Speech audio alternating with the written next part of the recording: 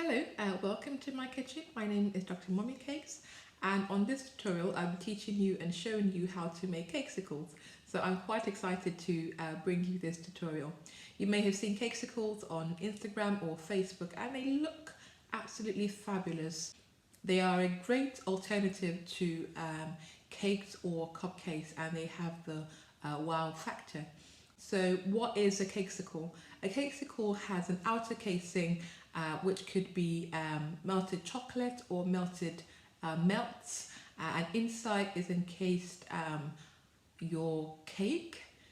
You can either use just cake, or you can use cake mixed with buttercream, and that's it basically. Before you start, make sure that you've got all the ingredients that you need. So let's do a quick run through. You need white chocolate. Make sure that you're using white chocolate that is suitable for baking, not your regular bar of chocolate. It doesn't have to be white chocolate. You can also use milk chocolate or dark chocolate. An alternative to using chocolate is to use candy melts, which can be melted down to give you consistency just like chocolate. They come in lots of different colours, so they're quite useful if you like them. You need cake. I'm using my delicious red velvet cake. You will also need buttercream or frosting. This is my cream cheese frosting. You need a glass bowl or a heat-proof bowl to melt your chocolate or your candy melt.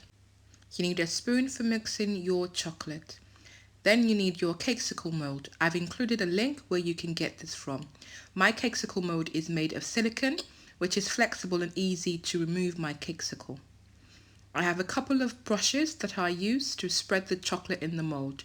Make sure that you get one that's suitable, that doesn't have bristles that shed, so you don't get this in your chocolate.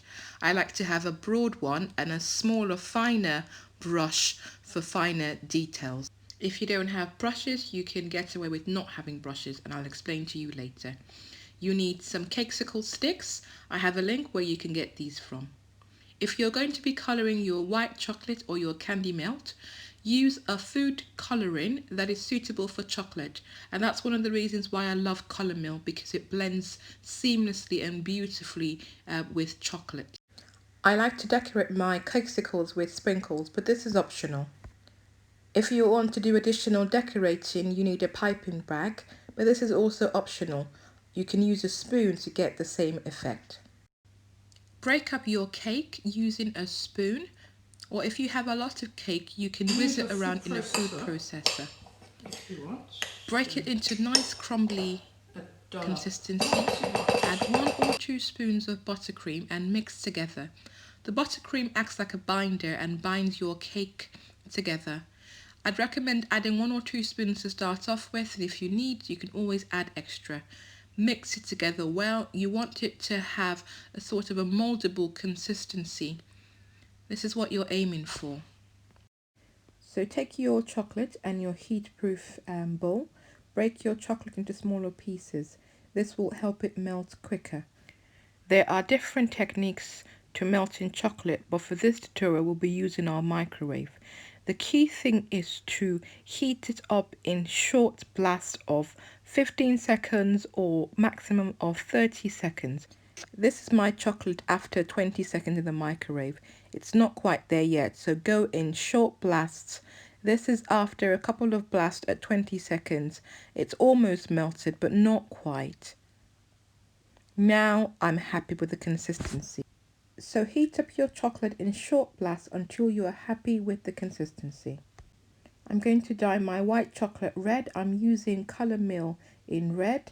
I add a few drops and I will mix it until I'm happy with the colour. So drop by drop until you are happy with the colouring.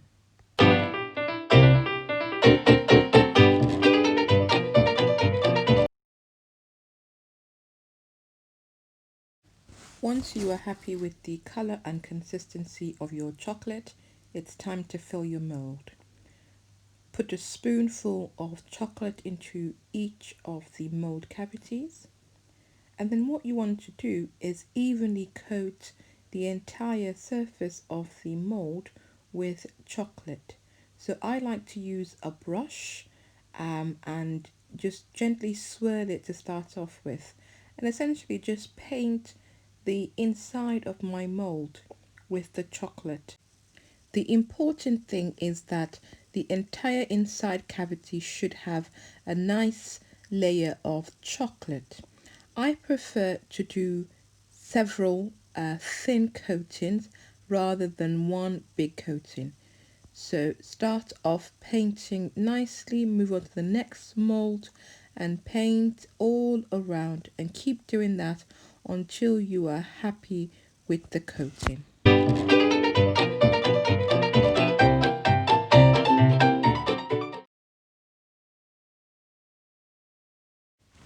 This is my first coating of chocolate. I spotted some missing areas, so I'm just going to go over that with my brush. Make sure I can't see any of the white of the silicone. Next, take your ice cream sticks and push it through the slot in your Cakesicle mold. It can be a bit difficult, so just push gently until it slots in. I push mine in quite far, but you can just push it in a little bit until you're happy. Do this for all the Cakesicles. Once you've finished inserting, then we'll be ready to put in the freezer for roughly about 20 to 30 minutes depending on your type of freezer. So while I was preparing the Cakesicle mold, I put the cake and buttercream mixture in the fridge. So I've just brought it out of the fridge and I'm just mixing it a bit more to get a nice crumbly consistency. I've taken out the Cakesicle mold from the freezer. Have a look. Are you happy with the coating? I'm not, so I'm going to add another layer of chocolate using the same method with my brush to paint the areas that I feel that I've missed. It's important that you get a nice thick enough chocolate coating so that when you take your Cakesicle out, it comes out without breaking. Also, remember that the part that you're painting is going to be the front of your Cakesicle. So if it's too thin, then you're going to have cake poking through. So I'd rather have a thick layer than a layer that's too thin, because then that will cause problems. So don't be afraid to do one or two or even three coatings until you're happy with that.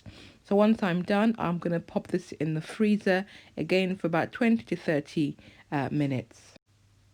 Once you're happy with your chocolate layer, then it's time to fill up your Cakesicle mold with your cake. For this part, you might want to wear gloves because it's quite messy and you're using your hands a lot.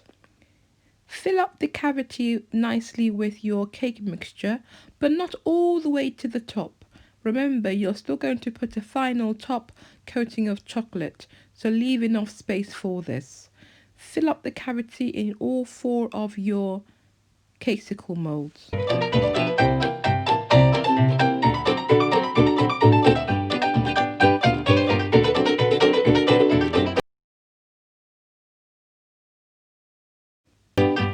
Once you've filled up your mold, now add on your final top layer of chocolate. So spoon your chocolate on, and you can either use the end of the spoon or use your brush to spread your chocolate evenly.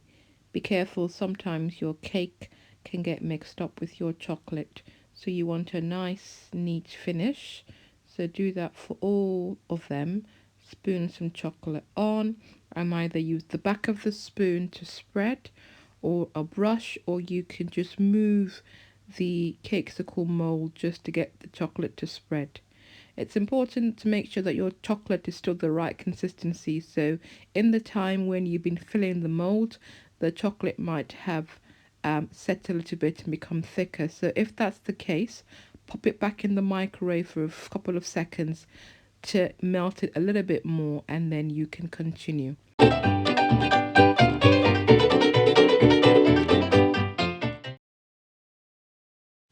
Another way of getting a smooth finish is to use a palette knife to just smoothen the chocolate down.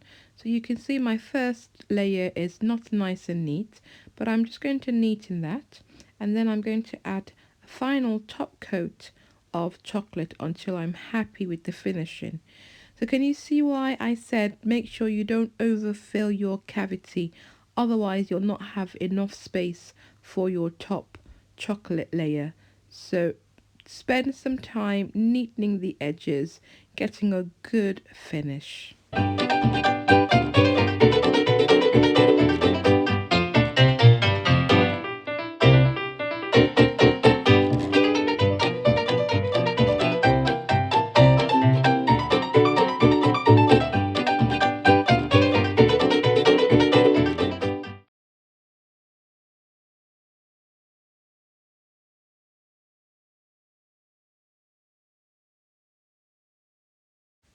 When you have finished, put your Cakesicle mold in the freezer for 20 to 30 minutes until it's frozen.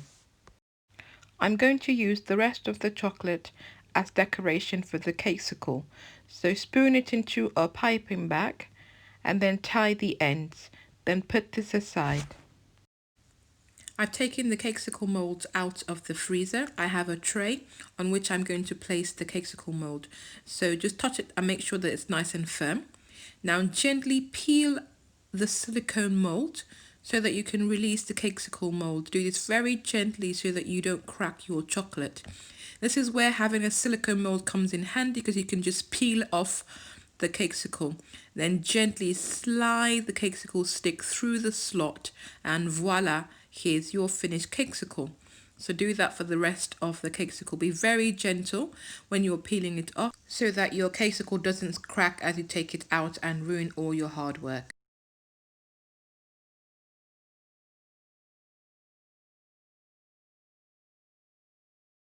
Now take your piping bag that has your melted chocolate, snip the end off and just drizzle the melted chocolate on your Cakesicle.